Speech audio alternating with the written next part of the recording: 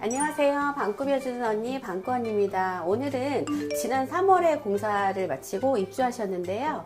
여기는 32년 된 구축 아파트고요. 37평형 아파트입니다. 그래서 오늘 입주하시고 어떻게 꾸며 놓으셨는지 소소한 일상 같이 나누도록 하겠습니다.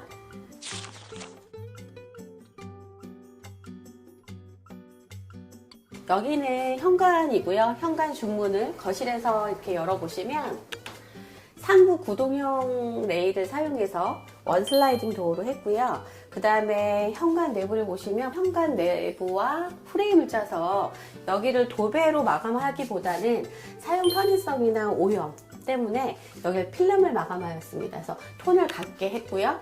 그 중에서 이제 가구는 포인트가 되게 우드 톤으로 구성을 하였습니다.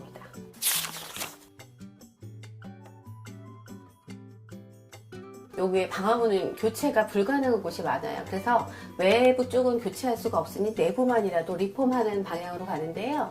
이렇게 프레임에 보통은 이제 도배 마감이 되어 있거든요. 근데 도배 마감보다는 여기에다 판넬 작업을 해서 현관 내부와 같은 톤으로 했을 때 좀 통일성, 깔끔함, 이렇게 연결성이 있거든요. 그리고 여기도 마찬가지로 기존엔 도배로 마감이 되어 있었는데 분전함이 좀 돌출되어 있고, 그 다음에 여기도 항상 들어올 때 짚고 들어올 수 있겠죠. 그러다 보니까 조금은 사용 편의성이 좋은 필름으로 마감을 하였고요. 여기는 구축 아파트에는 없는 일괄소등. 요즘에 신축 아파트에만 많이 적용하시잖아요. 근데 여기 전기 작업을 해서 스위치 하나로 내부의 등을 잇고 나왔다 라고 했을 때 일괄소등할 수 있는 기능을 넣어드렸습니다. 여기 현관장은요, 공간 박스에만 포인트를 줄 형식이 아니라 벽면에 있는 화이트 컬러와 대비될 수 있게 화이트 톤으로 전체적으로 구성을 하였고요. 이렇게 공간 박스에 램프를 하나 넣어서 뭔가 오브제나 디퓨저나 이런 것들을 포인트 줄 수 있게 마감하였습니다. 여기는 고명부에 있는 욕실인데요. 보시는 것처럼 가장 기본이 되는 600에 600각 타일의 크기를 사용하였고요. 그 다음에 파티션 여러 번 보셨을 텐데요. 파티션은 하프로 짜고 유리로 마감하는 형태와 풀로 조적으로 마감하는 형태 두 가지 있는데, 이곳에서는 이제 유리에 이제 샤워할 때마다 유리에 끼는 물때라던가 이런 청소의 용이성 때문에 풀로 제작을 하였습니다. 그 다음에 여기도 보시는 것처럼 일반적으로 많이 보시는 형태의 욕실인데요. 조적을 쌓고 그 이외에 조적형 젠다이라고 부르는 공간이고요.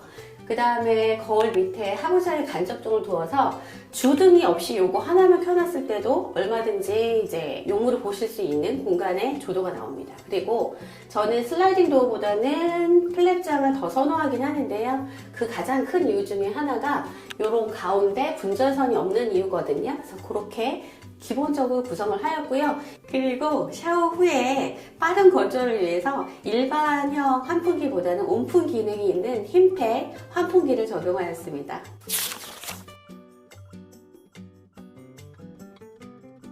우선 거실 무드를 설명드리자면 벽면은 디아망의 크림화이트 제품이고요. 바닥재는 동아자연마루의 그란데 라인업입니다. 그래서 전체적으로 크림 화이트로 구성을 하였고요. 우선 조명 설계는 일단은 여기가 32년 된 구축 아파트예요. 30년이 넘은 구축 아파트에서는 시스템 에어컨 설치가 불가하다고 생각하시는 분들이 되게 많으세요. 하지만 단내림, 기계자리 공간이 되고 그 다음에 배관이 지나가는 자리만 확보된다면 얼마든지 가능합니다. 그리고 특히나 실외기 공간을 난간에 걸지 않고 실외기의 공간을 룸을 별도로 만들어 줄 수 있어요. 여기 별도로 만들어 놓은 실외기 공간 보이시죠? 한쪽에서만 있었던 수납 공간인데요. 여기는 다른 한쪽에 실외기실을 만들어서 이렇게 공간 자주 쓰지 않는 계절용품도 보관하실 수 있고, 그 다음에 송풍이 될 수 있게 앵글 작업을 해드리고, 이렇게 문을 닫아 놓으면 깜쪽같이 실외기가 보이지 않죠. 보통 주택이 아닌 아파트 공간에서도 폴딩도어를 추천드리는 이유가 이런 공간들인데요. 이렇게 미니 정원을 꾸밀 수 있는 확보되는 그런 기능을 할 수 있고요. 그 다음에 일반 샤시 같은 경우는 분절대 크기만큼은 통로가 될 수 없잖아요. 근데 요거 같은 경우는 접이식이 되기 때문에 얼마든지 통로가 유연성 있게 넓혀지고 좁혀지고, 그 다음에 시각적인 인테리어적인 효과도 있습니다. 여기는 안방 공간인데요.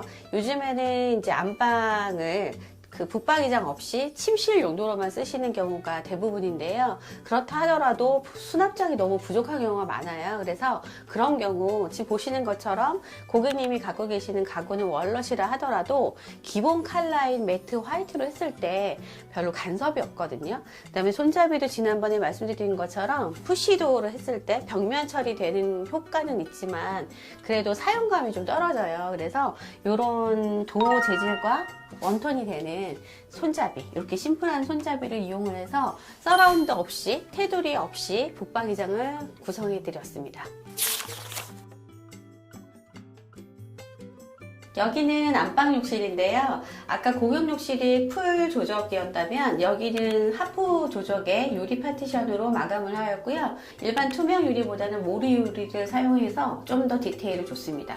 그리고 지금 보시는 것처럼 풀 파티션과 하프 파티션의 차이점이 있다면 유리보다는 조적 두께가 있기 때문에 이런 위를 뭔가 선반으로 사용하기에 용이합니다. 네, 여기는 주방 공간이고요. 원래는 다이닝 공간과 조리 공간이 분리되지는 않았으나 여기는 홈바를 두어서 좀 다이닝 공간으로 분리하는 개념으로 구성을 해봤고요.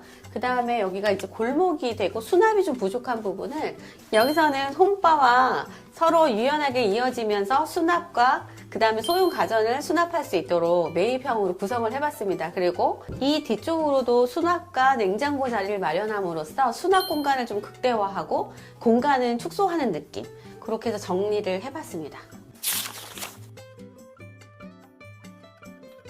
여기는 사실 평형에 비해서 아담한 주방이었는데요. 그 아담한 주방을 작다고 탓하기보다는 좀 아기자기하게 구성을 하고 수납을 극대화하는 방향으로 구성을 해보았습니다.